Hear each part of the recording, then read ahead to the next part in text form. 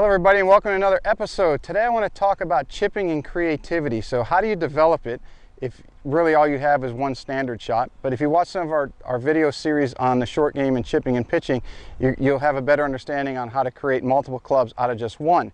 But for simplicity purposes and develop the fundamental aspect of your creativity, I want to give you this little exercise here today. So I just happen to play 4 wedges. I have a pitching wedge, gap wedge, sand wedge, and lob wedge.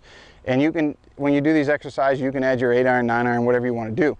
But what you'll do is you'll pick up any hole around a green. I get the camera to kind of swoop around and show what I'm talking about. And then you'll have a sense of feel for how far you hit your, let's say, your standard chip shot with your 60, your standard chip shot with your 50, 50, your gap wedge, and then your pitching wedge. And I have those noted by the different sticks on the ground. So on a standard chip shot with my 60 degree, it would fly to the far yellow stick. With my 56 to the orange stick, and then as I came back, the lower loft of the club, it would fly to those. So what I want you to do is when you go practice, I want you to take all 4 of your wedges. I want you to set up a ladder like this and go ahead and get into a good chipping routine where you're practicing. You notice that flew almost to the yellow stick. Okay, that's with my 60. If I took my 56, I try to fly it to the orange stick.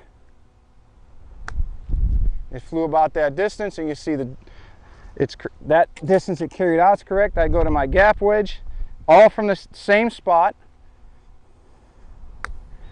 Okay, I one hop it through the fringe, and then I go all the way down to my pitching wedge, and you'll notice it's not going to land on the green.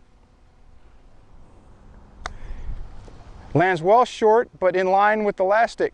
So what you're going to do is you're going to develop a sense of where you need to land each of your wedges, so that in order to carry it to the hole. Now if you would probably not hit your pitching wedge and bounce it through the fringe from here, but I want you to practice it anyway, because you will start to learn how to bounce things through the fringe. So if on those days that's a long 18, or you're at the end of a 3-round tournament, it's a member guest, it's a big event for you, whatever it is, and your touch isn't quite there to hit the higher, softer shot, you will at least have a very good understanding, and you would have practiced your low bump and run shots. Now here's how you expand on this creativity, so to speak. You have your ladder drill. So you got 2 options for your next step of creativity.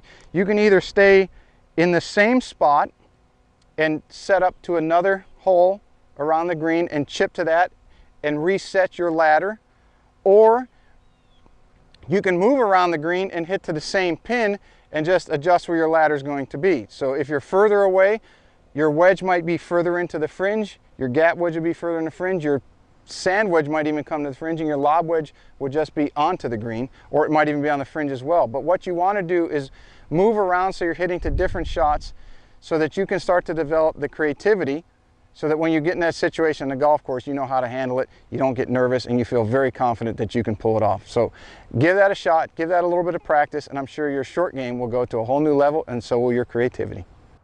Hey everybody, Pete here from the Golf Paradigm. Thanks for watching the video. You can check us out on Facebook, Twitter, and Instagram. And if you want to watch more videos or subscribe, you can do it right here.